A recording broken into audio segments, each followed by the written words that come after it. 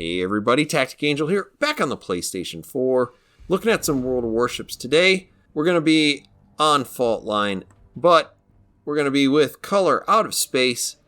He sent me this replay. Obviously he's going to be in the Bayern, the Tier 5 German tech tree battleship. He does have the premium camouflage, so thank you for keeping those servers on for us. I actually do love this camouflage, and every time I see it, I just really want to buy it. I really want to buy it on the Bismarck, though. But that's really neither here nor there. We're here to talk about what he's doing in this Bayern. He does a really good job in terms of his overall gameplay. There are a couple of pointers that I'm going to also throw out there.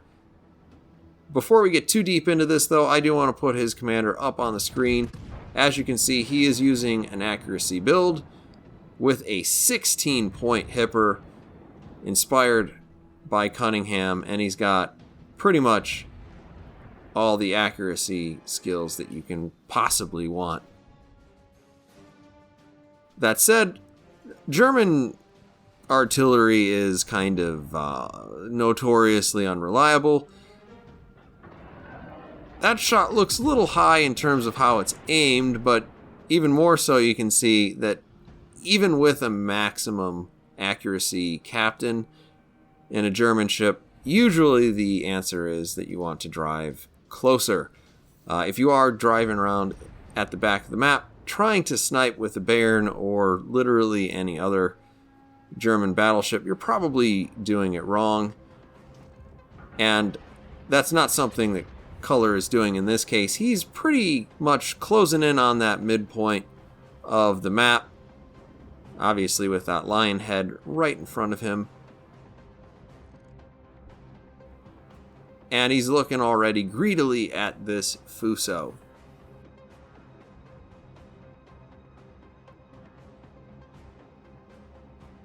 Now what I assume he's trying to do is keep all four of his guns in play so that he can shoot a big salvo at this Fuso and then transfer his guns across the deck.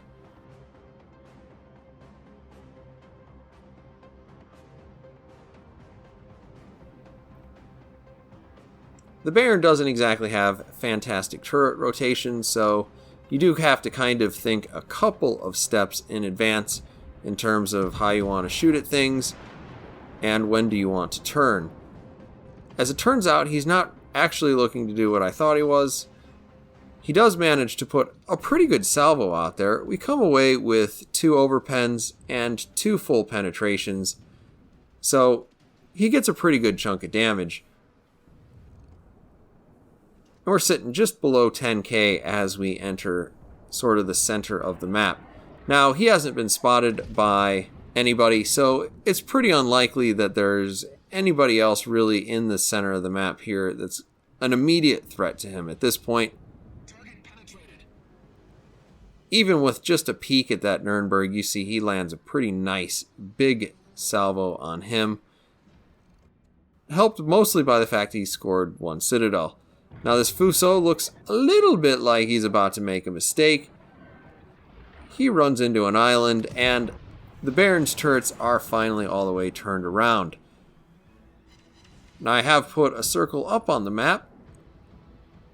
That is a thing that Color is going to want to pay attention to. And he actually does a pretty good job here. Right now he's paying attention to this Fuso.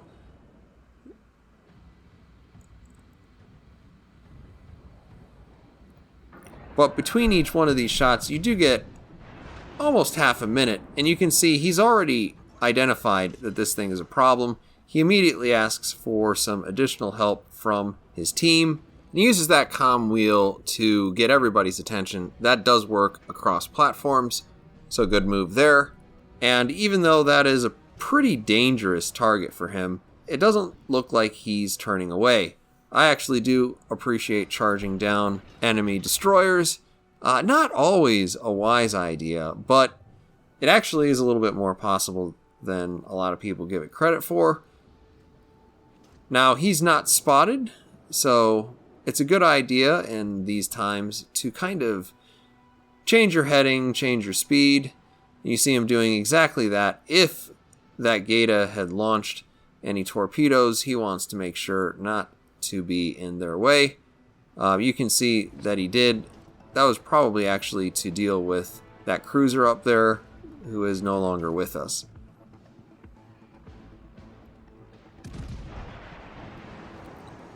That Fuso starts to peek around the island. With the front turrets, we manage to finish him off. And we're getting to the point where we should just about be able to see that Gaeta. There he goes, he pops up. He's already within secondary range, which is fantastic. Obviously, as a German ship, you have pretty decent secondary range.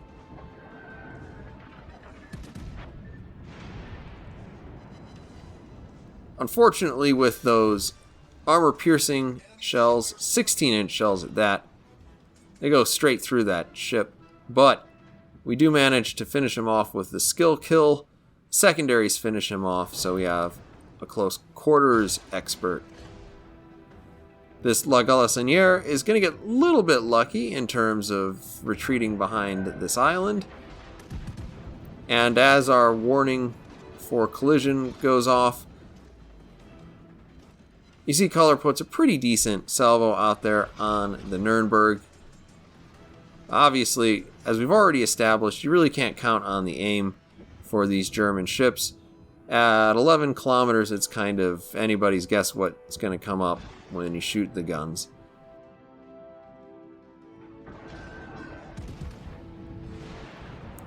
I think that one's probably going to end up a little bit behind, but at this point, he's going to have his back turrets ready to shoot just as soon as he swings his back end around. As the Nuremberg turns out, just a fantastic aimed shot there by Color. He manages to land a big citadel and send that Nuremberg finally back to port. Now, again, paying attention to the minimap, we see there's the La Galissoniere coming back around this island. That's a real good pickup on his part because, of course, he probably doesn't know if the La Galissoniere has its torpedoes ready, and for the most part, I mean, even me watching and commentating, I don't even know. And I've got nothing better to pay attention to. Well, except this gameplay. Anyway, as he's charging down the French cruiser, his secondaries finish him off, giving him a second skill kill and a second close quarters expert. Now he is locked on to this New Mexico. New Mexico's a pretty good choice to shoot at here because obviously it's massive. On top of that, the New Mexico doesn't appear to be paying a ton of attention to what Color is actually doing. So he's not adjusting his course or speed, leaving him a big juicy target for these 16-inch guns. Now we see the starboard side secondary battery going off. That's telling us that we've got another cruiser coming up behind us.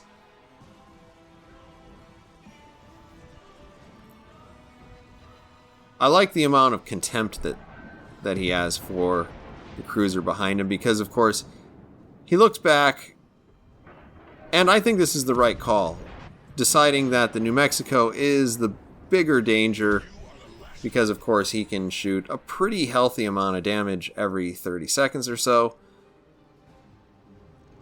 He's burning, but it's going to take him just a little bit of time to actually burn all the way down. Color sends a last volley, destroys the American battleship, and starts turning to port. And this is basically 3 lefts equal 1 right. I think this is also the right play in terms of making sure to keep your guns in a position where they can keep firing.